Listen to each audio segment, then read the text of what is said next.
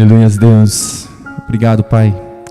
Queremos, ó Deus, mais uma vez te agradecer por tudo que o Senhor tem feito em nossas vidas, ó Pai. Queremos, ó Deus, meditar um pouco mais sobre a Tua cruz. Queremos, ó Pai, hoje nessa noite olhar um pouco mais para aquilo, ó Pai, que é o motivo da nossa vida. Pai amado, nós queremos te exaltar, Senhor. E queremos, ó Deus, te louvar por esta noite, ó Pai, por termos, ó Deus, o privilégio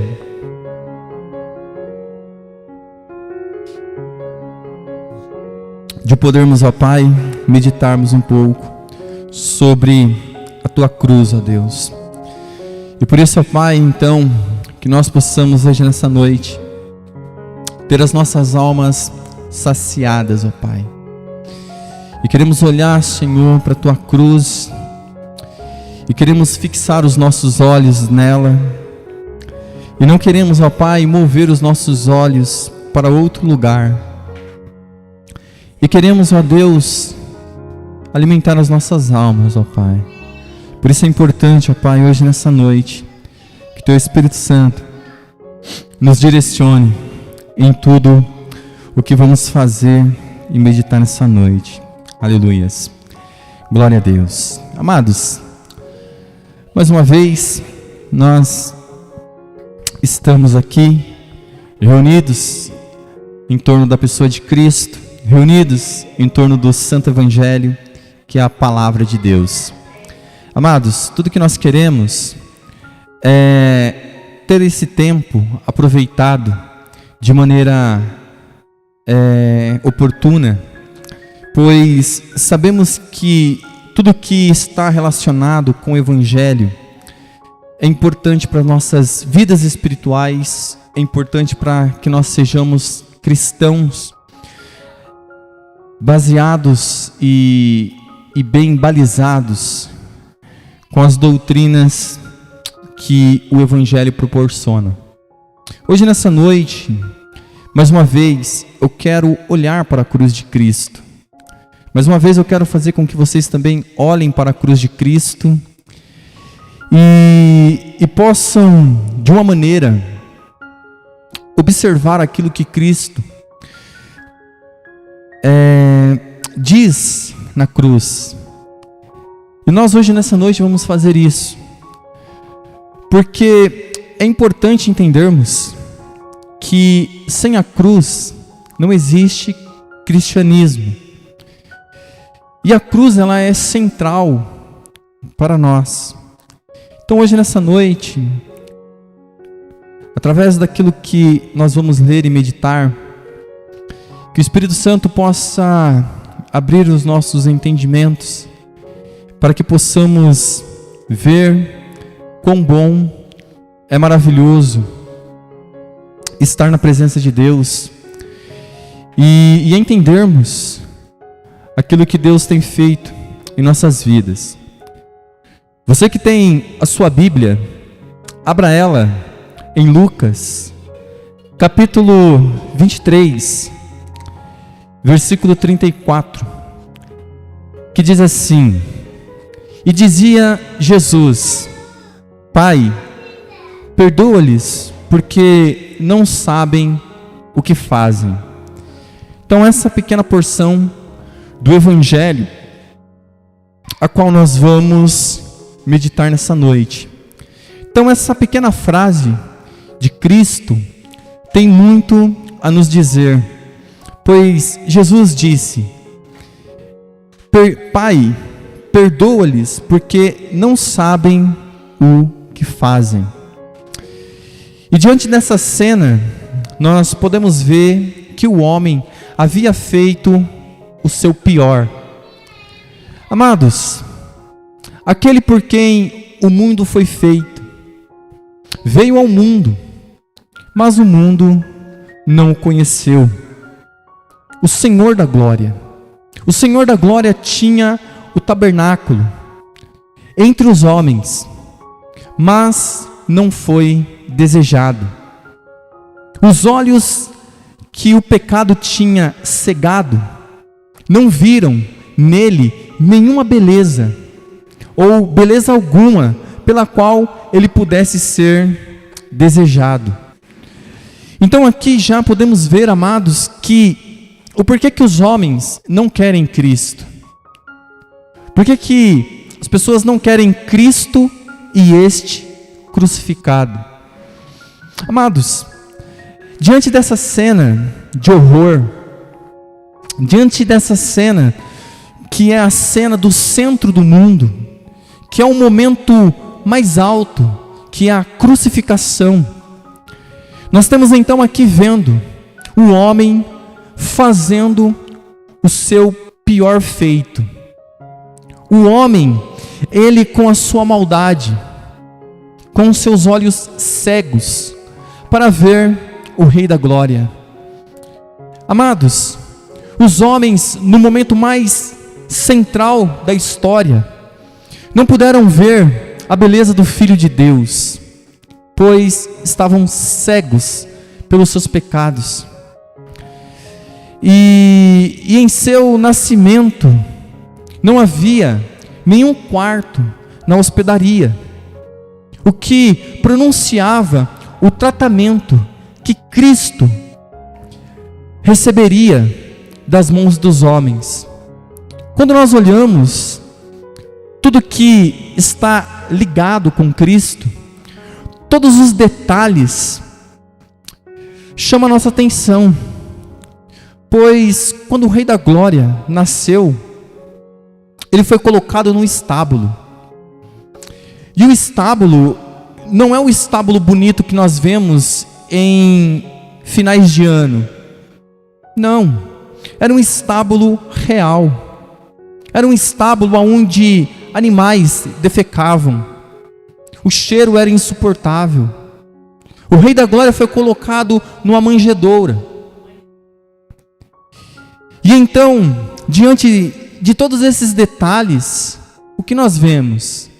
Nós vemos o tratamento que o Rei da Glória receberia das mãos dos homens. Pouco tempo após o seu nascimento, Herodes procurou matá-lo. E isso sugeria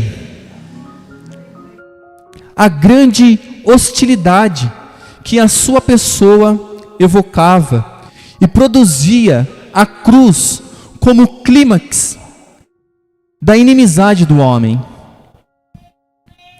Repetidas vezes, amados, seus inimigos tentaram a sua destruição.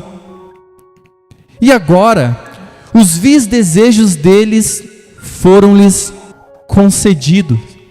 Quando nós olhamos para a cruz, o Filho de Deus tinha se rendido nas mãos deles.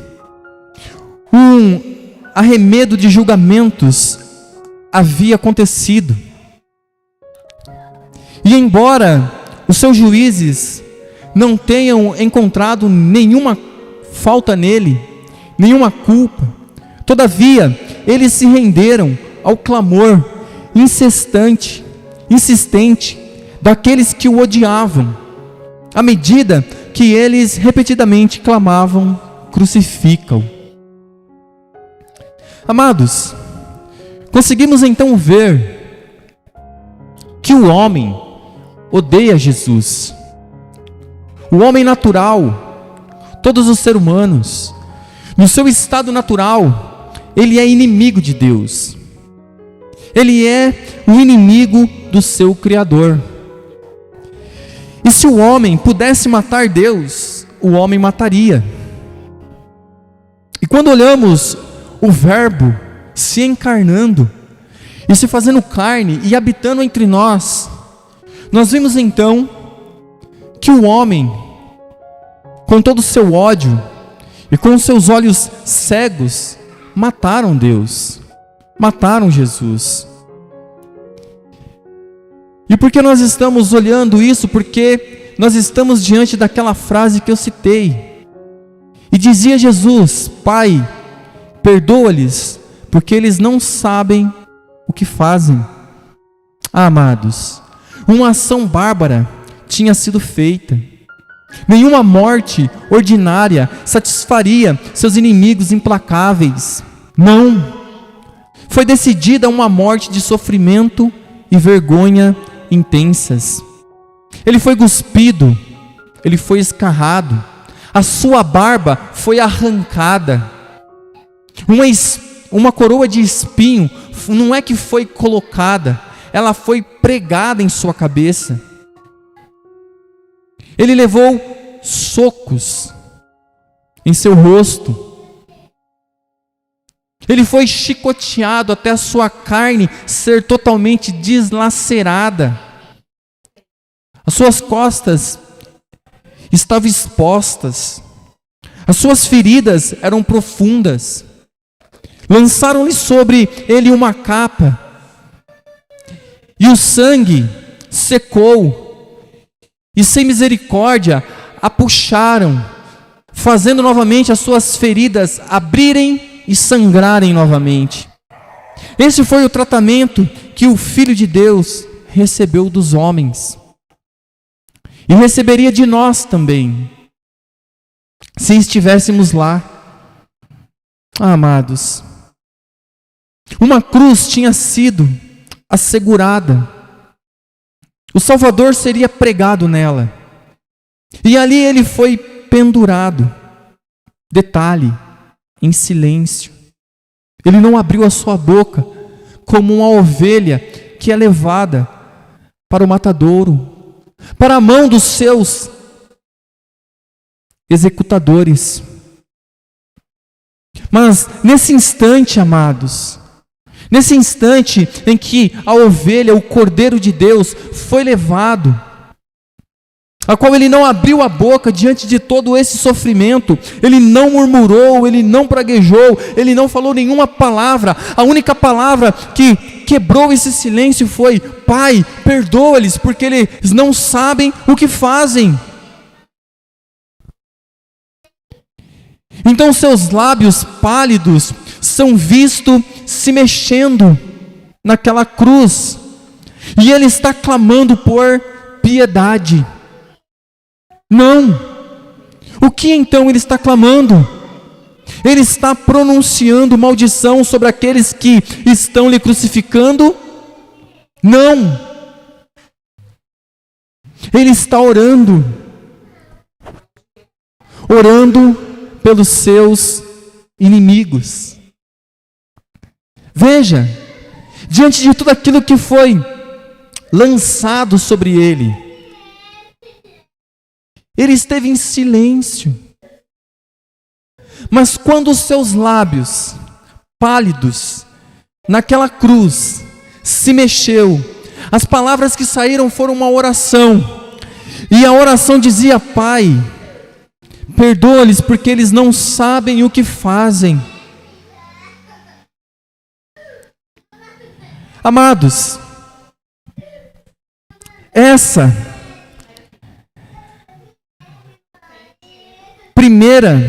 palavra é a primeira das 7 que ele pronuncia.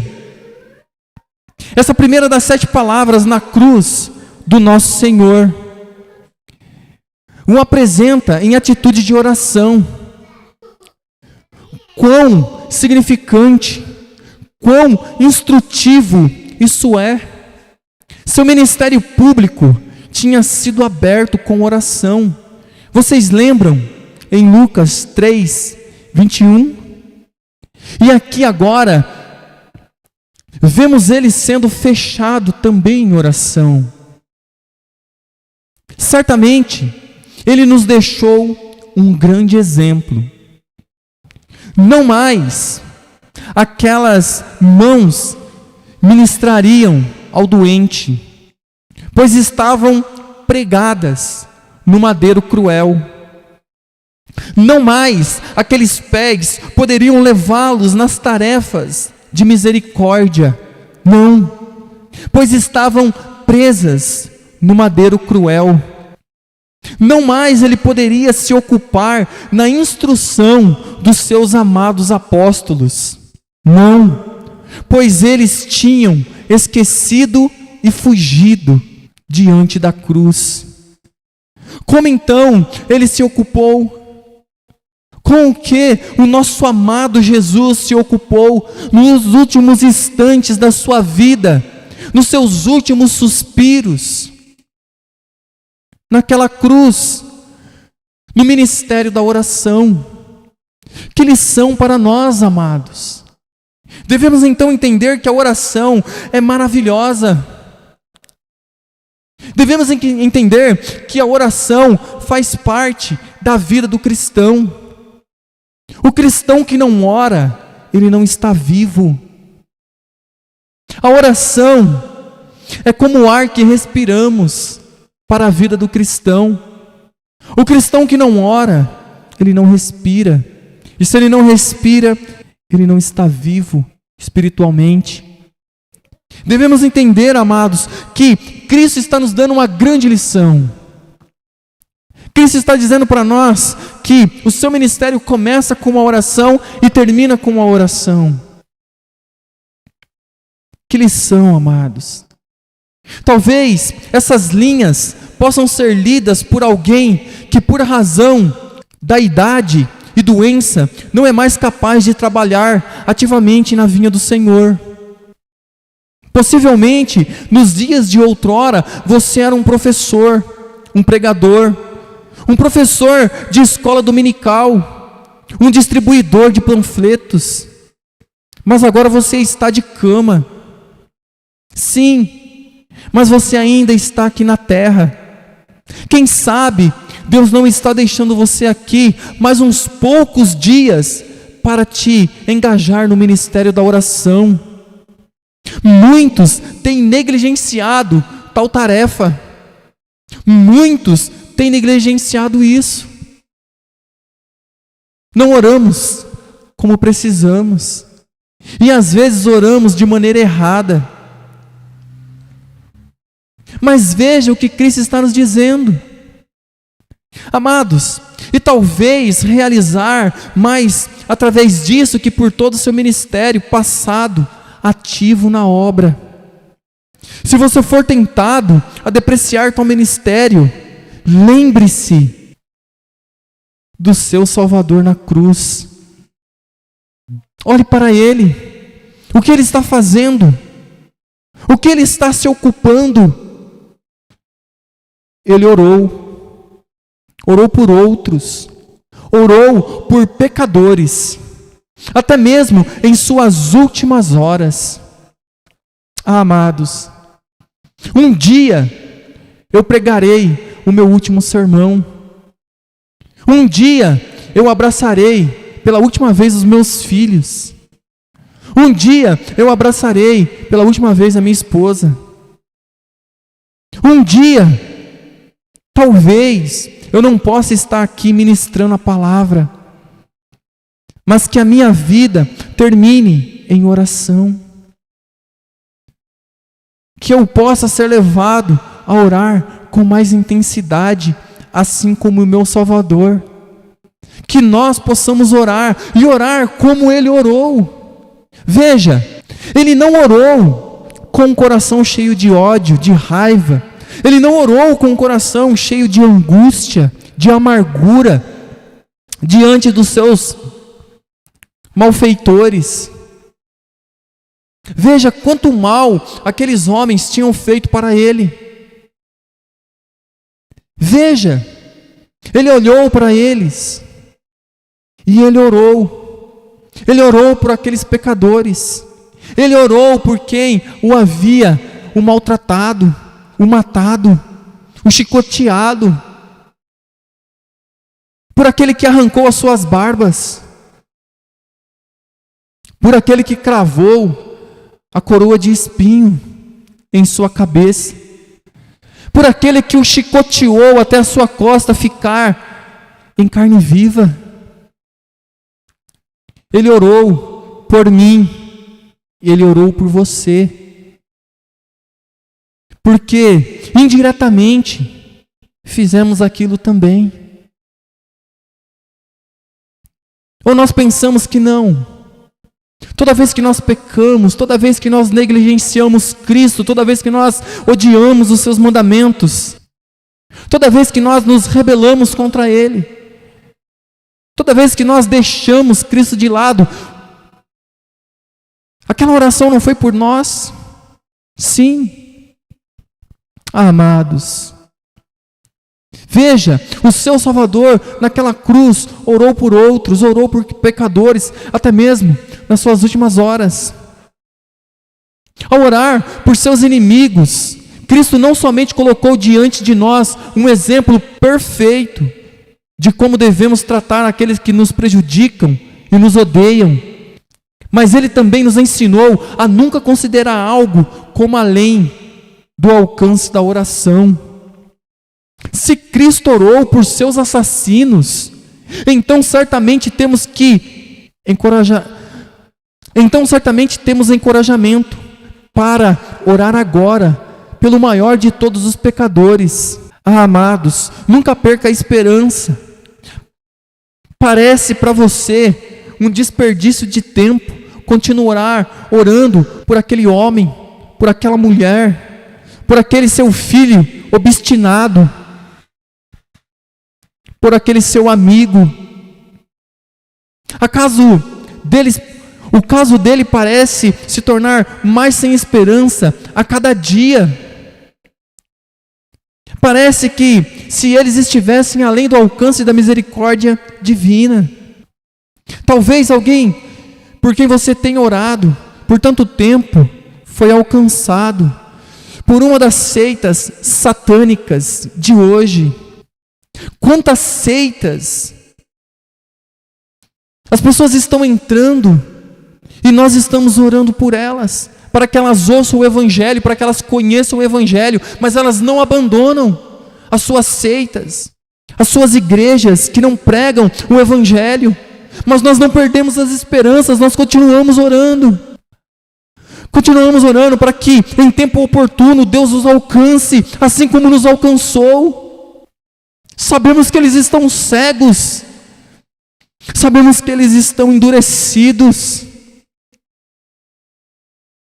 Quantas pessoas, amados, que nós amamos, e nós continuamos orando por nossas esposas, por nossos esposos, por nossos filhos, na esperança que Deus estenda o seu braço forte e os arranque de lá, os arranque daquele lugar, daquelas seitas, daquelas ditas igrejas que não são igrejas, que tem líderes que não são pastores, que amam a palavra, aonde eles não ensinam o santo evangelho.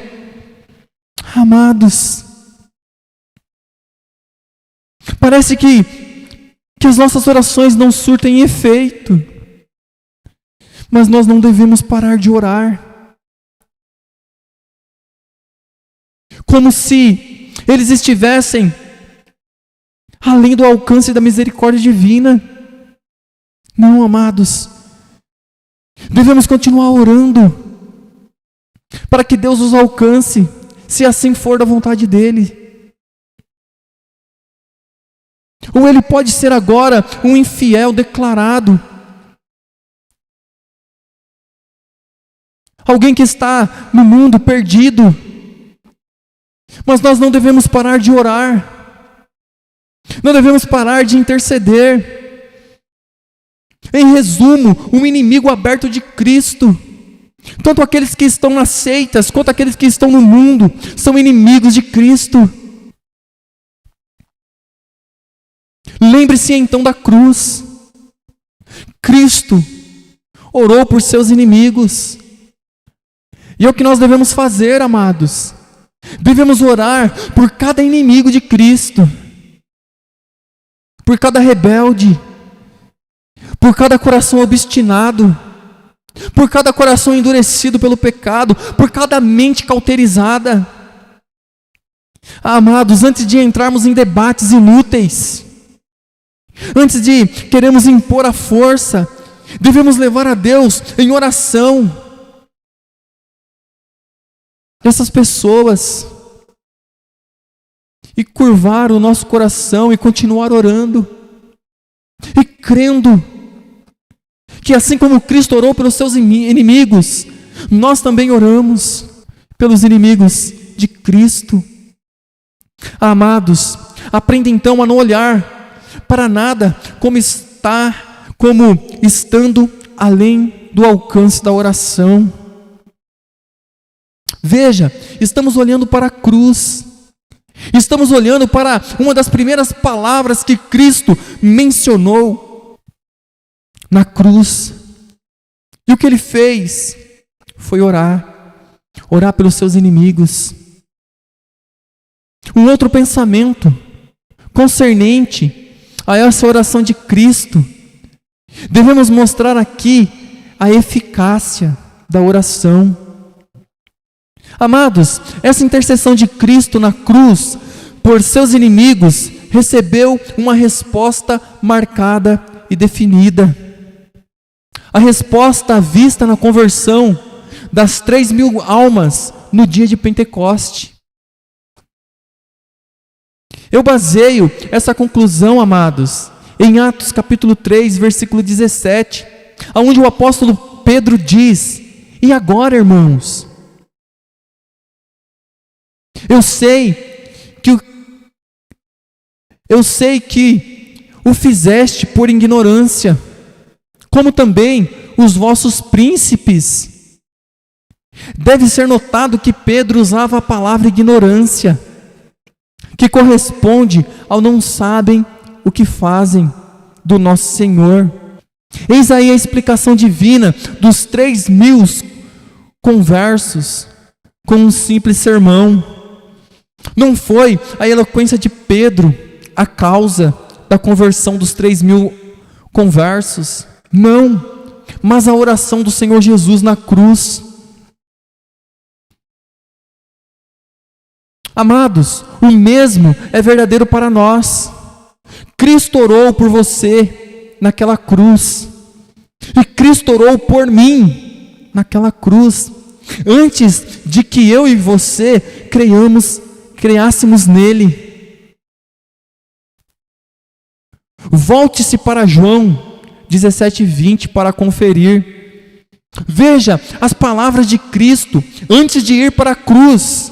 Olha o que ele diz: Pai, eu não rogo somente por estes, pelos apóstolos, mas também por aqueles que pela sua palavra hão de crer em mim.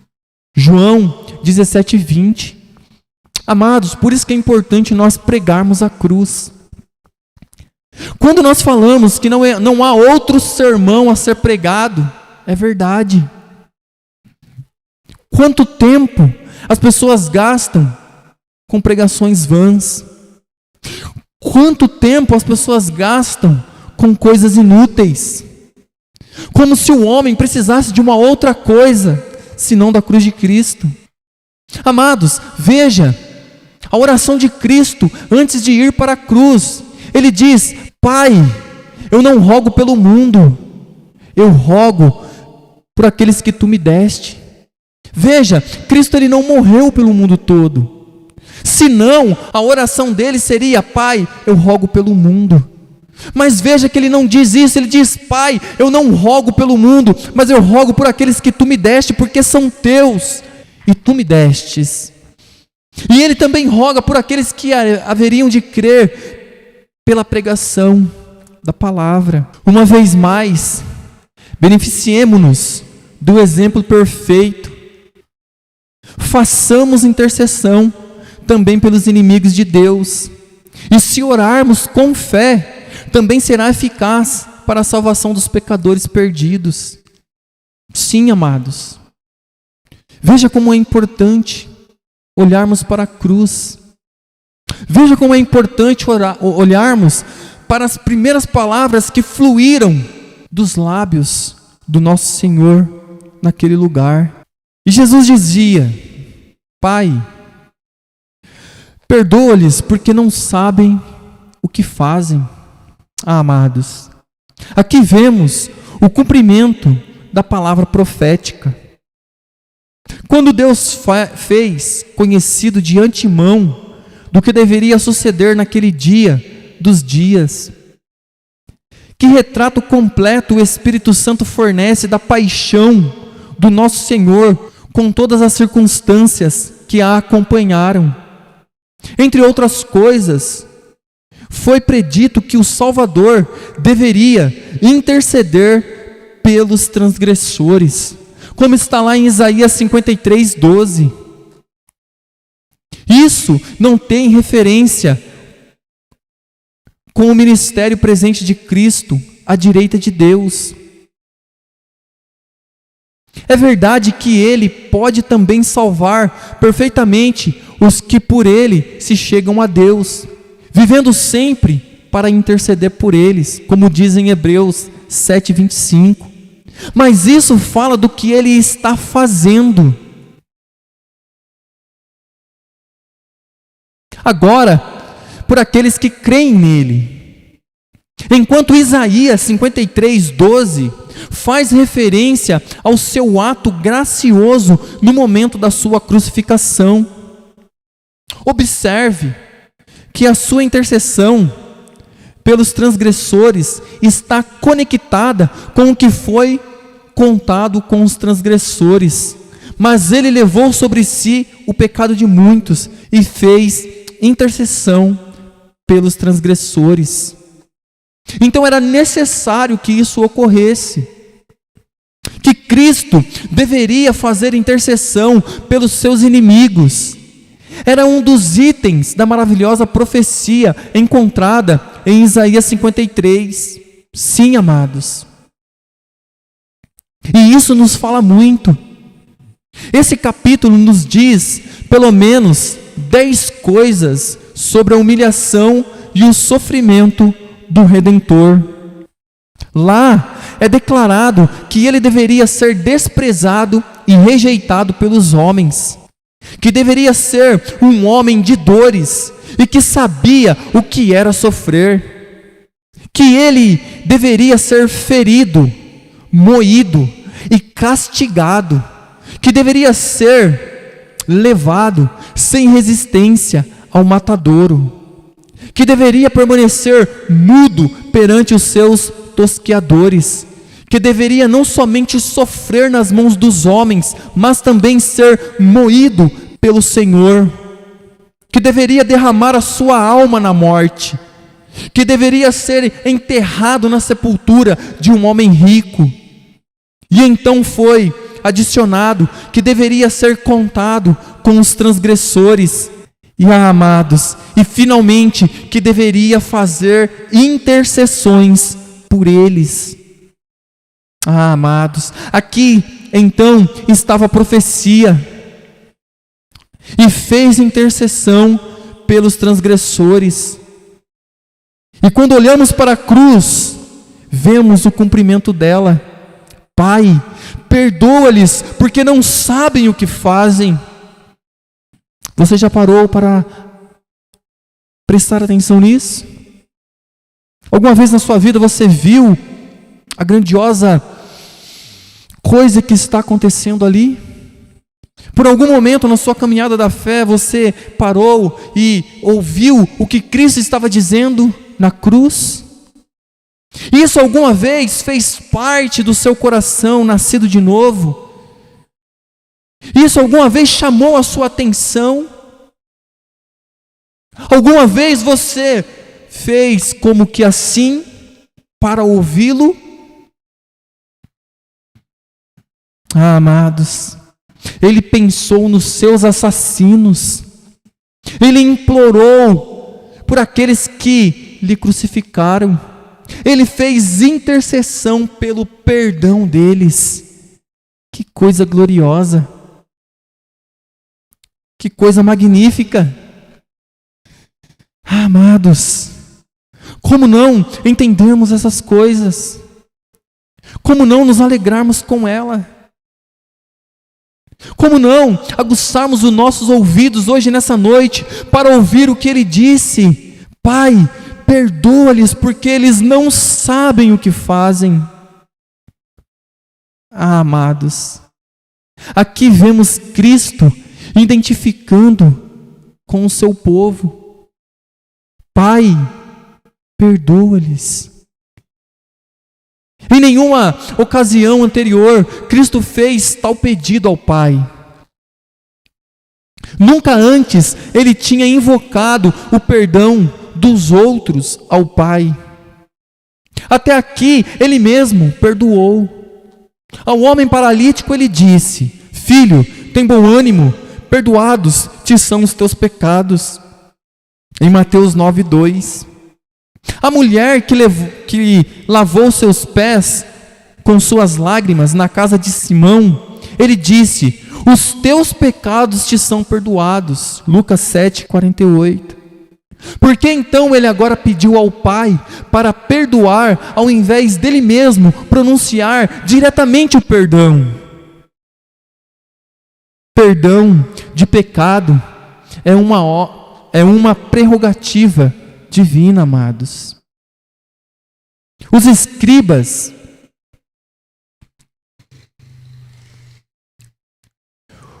escribas judeus estavam certos quando arrazoaram: quem pode perdoar pecados senão Deus? Em Marcos 2:7. Mas dirá você: Cristo era Deus? Eu te respondo com toda certeza: mas homem também. O Deus homem. E já falamos sobre isso em outras ocasiões. E sabemos que isso é fundamental para o cristianismo. Ele era o Filho de Deus que tinha se tornado Filho do homem, com o expresso propósito de oferecer a si mesmo como sacrifício pelo pecado. E quando o Senhor Jesus clamou: Pai, perdoa-lhes, ele estava sobre a cruz. E ali ele não poderia exercer suas prerrogativas divinas. Repare, amados, cuidadosamente suas palavras, e então contemple a exatidão maravilhosa das Escrituras. Ele tinha dito: o Filho do homem tem na terra autoridade para perdoar pecados. Mateus 9:6. Mas ele não estava mais sobre a terra. Ele tinha sido levantado da terra. Em João 12:32. Além do mais, na cruz, ele estava agindo como o nosso substituto. O justo estava para morrer pelo injusto. Por conseguinte, ao ser suspenso como nosso representante, ele não estava mais no lugar da autoridade onde poderia exercer suas prerrogativas divinas. E, portanto, toma a posição de um suplicante perante o Pai. Assim, dizemos que quando o bendito Senhor Jesus clamou: Pai, perdoa-lhes, o vemos absolutamente identificado com o seu povo. Não estava mais na posição de autoridade sobre a terra, onde ele tinha o poder ou o direito de perdoar pecados. Ao invés disso, ele intercede pelos pecadores, como nós devemos fazer. Por isso, mais uma vez, devemos ouvir ecoar, e dizia Jesus: Pai, perdoa-lhes, porque não sabem o que fazem.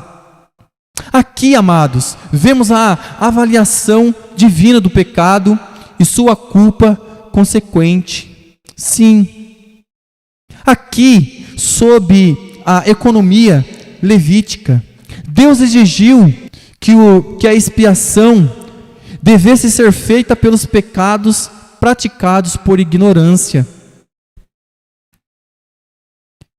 Em Levíticos 5, 15, 16, diz assim: quando alguma pessoa cometer uma transgressão e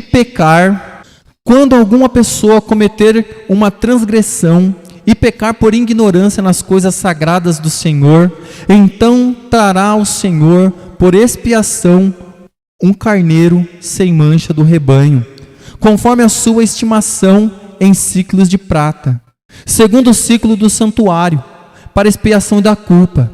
Assim restituirá o que ele tirou das coisas sagradas, e ainda demais acrescentará o seu quinto, e o dará ao sacerdote. Assim o sacerdote, com o carneiro da expiação, fará expiação por ela, e se lhe há perdoado o pecado. Levíticos 5, 15, 16. E lemos, amados, novamente, Números, capítulo 15, 22 a 25, que diz assim: quando errardes e não cumprirdes todos estes mandamentos que o Senhor falou a Moisés, sim, tudo quanto o Senhor vos tem mandado por Moisés, desde o dia em que o Senhor ordenou, e daí em diante, nas vossas gerações, será que, quando se fizer alguma coisa por ignorância, e for encoberta aos olhos da congregação, toda a congregação oferecerá um novilho para o holocausto de aroma agradável ao Senhor, com a sua oferta de manjares e libação, segundo o rito, e um bode, para a oferta pelo pecado. O sacerdote fará expiação por toda a congregação dos filhos de Israel, e lhe será perdoado, porquanto foi erro, e trouxeram a sua oferta, a oferta queimada ao Senhor, e a sua oferta pelo pecado perante o Senhor, por causa do seu erro. Amados, é em vista de passagens tais como essas que encontramos Davi orando da seguinte maneira: expurga-me tu dos erros que me são ocultos. Salmos 19, 12. O pecado é sempre pecado aos olhos divinos, quer estejamos conscientes dele ou não. Pecados cometidos por ignorância precisam de expiação tanto quanto os conscientes. Deus é santo e Ele não rebaixará seu padrão de justiça ao nível da nossa ignorância. Não. Ignorância não é inocência. Ignorância não é inocência. Na verdade, ignorância é mais culpada agora do que na época de Moisés. Nós não temos desculpas pelas nossas ignorâncias. Deus tem revelado clara e plenamente a sua vontade. A Bíblia está em nossas mãos e não podemos alegar ignorância de seu conteúdo, exceto para condenar-nos por nossa preguiça. Ele tem falado e por sua palavra seremos julgados. É como nós falamos, há um grande desprezo da palavra de Deus. Passamos mais tempo em redes sociais, lendo comentários, lendo tantas outras coisas, estamos mais preocupados, estamos mais atarefados em como administrar as nossas redes sociais do que ministrar a palavra de Deus ao nosso próprio coração.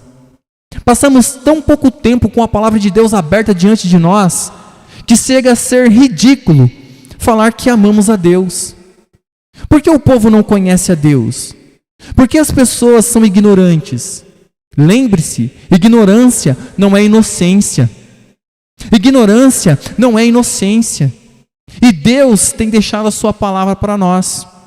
Como certa vez alguém disse, há pó suficiente sobre as suas Bíblias para escrever culpados ou condenados.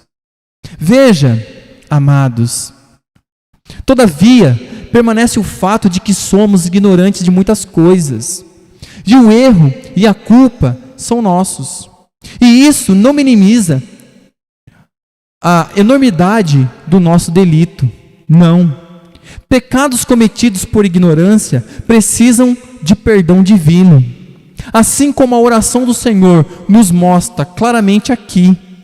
Aprenda então quão alto é o padrão de Deus. Quão grande é a nossa necessidade. E louve-o por uma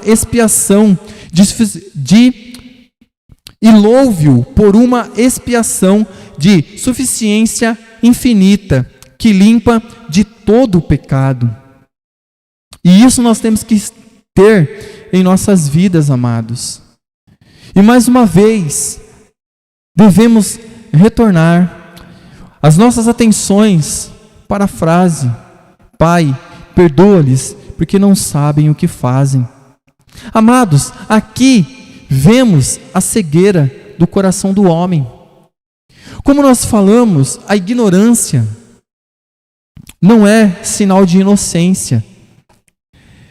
E a cegueira espiritual que recai sobre os homens é terrível. Pois a Bíblia diz que o Deus desse século cegou o entendimento dos homens para que não vejam. Amados, porque não sabem o que fazem, é a palavra que diz: Pai, perdoa-lhes porque não sabem o que fazem. Isso não significa que os inimigos de Cristo eram ignorantes do fato de sua crucificação. Eles sabiam perfeitamente que tinham clamado: crucifica-o. Eles sabiam perfeitamente que o seu vil pedido lhes tinha sido concedido por Pilatos. Eles sabiam perfeitamente que ele tinha sido pregado na cruz, pois eram testemunhas oculares do crime. O que então o Senhor quis dizer quando disse: porque não sabem o que fazem? Amados, ele quis dizer que eles eram ignorantes da grandeza do seu crime. Eles não sabiam que era o Senhor da glória que estavam crucificando. A ênfase não é sobre porque não sabem, mas sobre porque não sabem o que fazem. Que isso fique claro para nós. E todavia, eles deveriam ter sabido. Amados, a cegueira deles era inexcusável.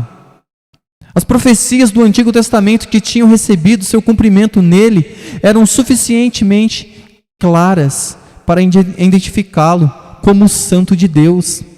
Seu ensino era singular, pois seus próprios críticos foram forçados a admitir: nunca homem algum falou assim como este homem, em João 7,46. E o que dizer da sua vida perfeita? Ele viveu diante dos homens uma vida que nunca tinha sido vivida sobre a terra antes. Nunca. Ele não agradava a si mesmo. Ele se ocupava de fazer o bem. Ele estava sempre à disposição dos outros. Não havia egoísmo nele. Sua vida foi de autossacrifício, do princípio ao fim. Amados, a sua vida foi sempre vivida para a glória de Deus.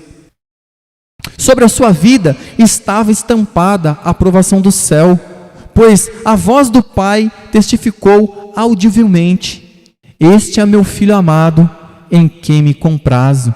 Isso é, este é meu filho amado, em quem eu tenho todo prazer. Não havia escusa alguma para a ignorância deles, nenhuma. Isso apenas demonstrava a cegueira dos seus corações.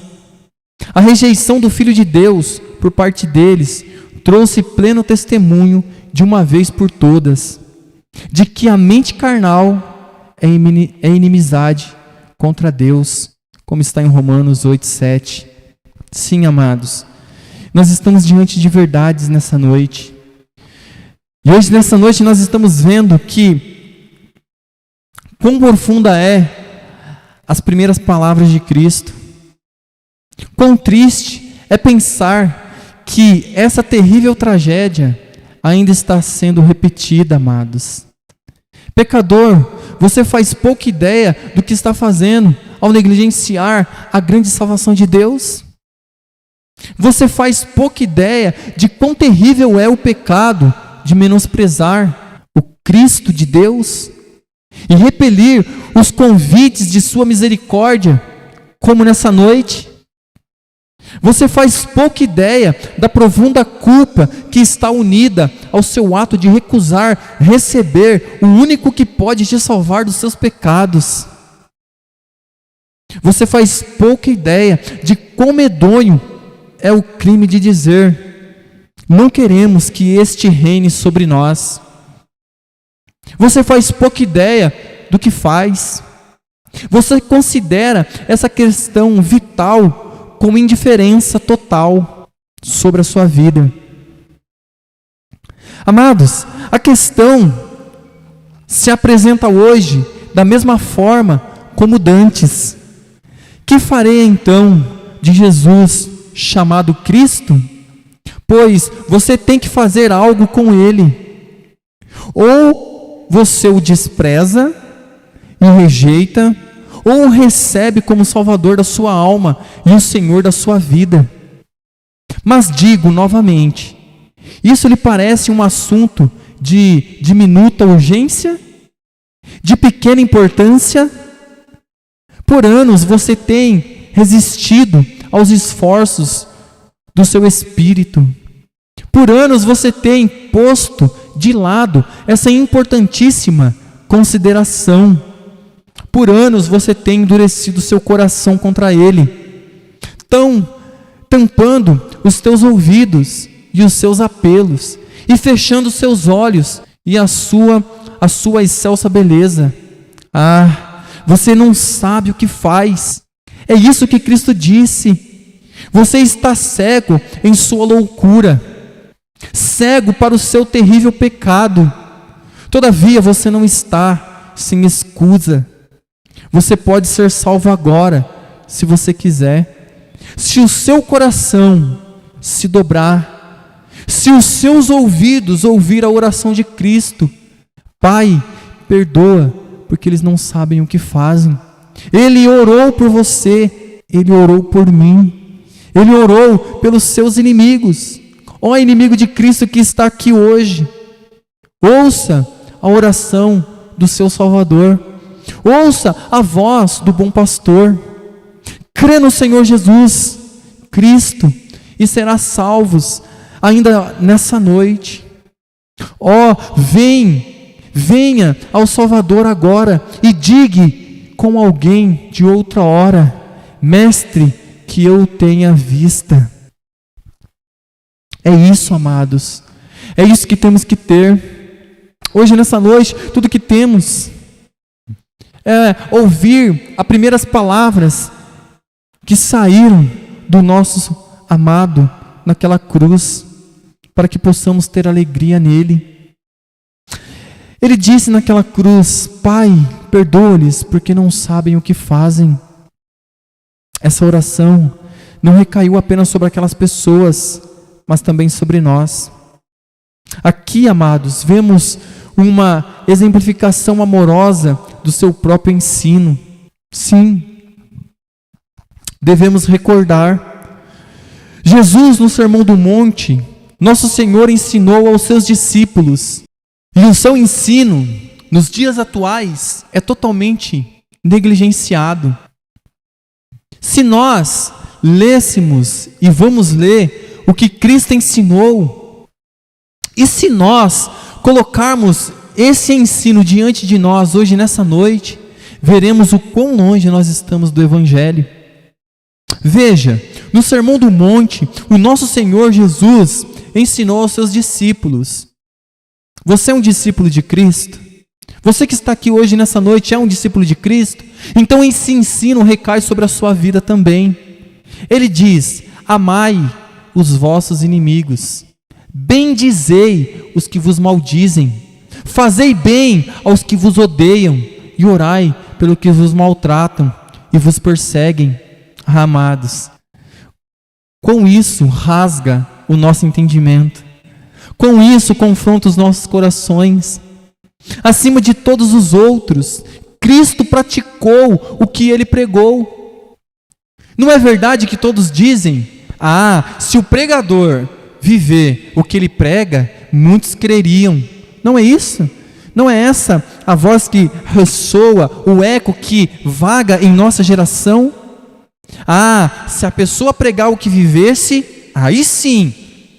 Veja, Cristo, ele pregou, Cristo praticou o que ele pregou. Ele disse: a graça e a verdade vieram através de Jesus Cristo, amados. Ele não somente ensinou a verdade, mas ele mesmo era a verdade encarnada. Ele disse: eu sou o caminho, a verdade e a vida. Assim, aqui sobre a cruz, ele exemplificou perfeitamente seu ensino do monte. Assim, aqui sobre a cruz, ele exemplificou perfeitamente o seu ensino no monte. Em todas as coisas, ele nos deixou um exemplo. Por isso, não me venham com essa conversa que se o pregador viver tudo que prega, as pessoas creriam. Algumas pessoas dizem para mim: você vive tudo que prega? Eu respondo: não. Mas o meu Senhor viveu tudo que prega e pregou tudo que viveu. E o que os homens fizeram? O mataram na cruz. Amados, sabemos que somos falhos, mas Ele não falhou em aspecto algum. Sabemos que nós não conseguimos observar a palavra de Deus perfeitamente, pois ainda estamos presos ao corpo dessa morte. Mas Cristo já venceu a morte. Cristo, Ele ressuscitou. E Cristo, enquanto esteve aqui, viveu perfeitamente para a glória de Deus. Observe, amados, que Cristo não perdoou pessoalmente seus inimigos. Assim, em Mateus 5,44, Ele não exortou os seus discípulos a perdoarem seus inimigos, mas os exortou a orar por eles. Mas nós não devemos perdoar aquele que nos maltrata? Você pode me perguntar. Eu te respondo. Isso nos leva a um ponto com respeito ao qual é necessária muita instrução hoje em dia. As Escrituras, amados, ensina que sobre todas as circunstâncias devemos perdoar sempre. Eu respondo enfaticamente: não, ela não ensina. A palavra de Deus diz: se teu irmão pecar contra ti, repreende-o, e se ele se arrepender, perdoa-lhe. E se pecar contra ti 7 vezes no dia, e 7 vezes no dia vier ter contigo, dizendo: arrependo-me, perdoa-lhe. Lucas 7, do 3 ao 4. Aqui somos claramente ensinados que uma condição deve ser satisfeita pelo ofensor, antes que possamos pronunciar o perdão. Aquele que nos ofendeu deve primeiramente se arrepender, isto é, julgar a si mesmo por seu erro e dar evidência de sua tristeza por causa dele. Mas suponha que o ofensor não se arrependa, então eu não preciso perdoá-lo? Mas que não haja má compreensão do que estou querendo dizer aqui. Mesmo que alguém que nos ofendeu não se arrependa, todavia eu não devo abrigar sentimentos ruins contra ele. Não deve haver nenhum ódio ou malícia cultivada no meu coração. Todavia, por outro lado, eu não devo tratar o ofensor como se ele não tivesse cometido nenhum erro contra mim.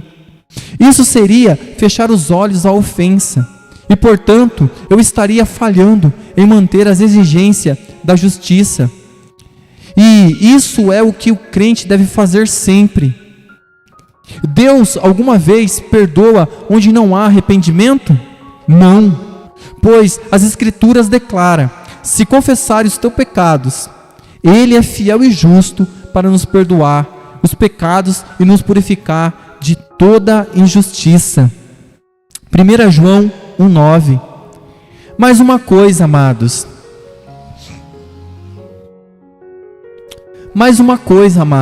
Se alguém me prejudicar e não se arrepender, embora eu não possa lhe perdoar e tratá-lo como se ele não tivesse me ofendido, todavia, se alguém me prejudicar e não se arrepender, embora eu não possa lhe perdoar e tratá-lo como se ele não tivesse me ofendido, todavia, eu não apenas não devo abrigar nenhuma malícia em meu coração contra ele, mas devo também orar por ele. Aqui está o valor do exemplo perfeito de Cristo. Se não podemos perdoar, podemos orar a Deus para perdoá-lo. E assim, amados, hoje nessa noite, a nossa meditação foi essa, sobre a frase que Jesus disse na cruz: Pai, perdoa-lhes porque não sabem o que fazem. E para encerrarmos, aqui vemos a grande e primária necessidade do homem. A primeira lição importante que todos precisam aprender é que somos pecadores e, como tais, inaptos para a presença de um Deus santo. É em vão que escolhemos nobres ideias, adotamos boas resoluções e aceitamos excelentes regras pelas quais viver, até que a questão do pecado tenha sido resolvida. Não é de proveito algum tentar desenvolver um belo caráter e ter por objetivo obter a aprovação de Deus, enquanto há pecados entre Ele e as nossas almas. Qual a utilidade dos sapatos se os nossos pés estão paralisados? De que utilidade são os óculos se somos cegos? A questão do perdão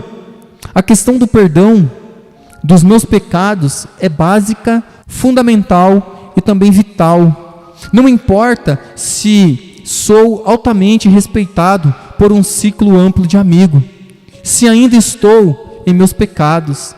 Não importa se eu sou honesto em meu negócio, se ainda sou um transgressor não perdoado aos olhos de Deus. O que importará na hora da morte será: os meus pecados foram expurgados pelo sangue de Cristo? A segunda lição, para nós encerrarmos, é a seguinte. A segunda lição é importantíssima, que precisamos aprender, é como o perdão dos pecados pode ser obtido. Qual é o fundamento sobre o qual um Deus santo perdoará pecados?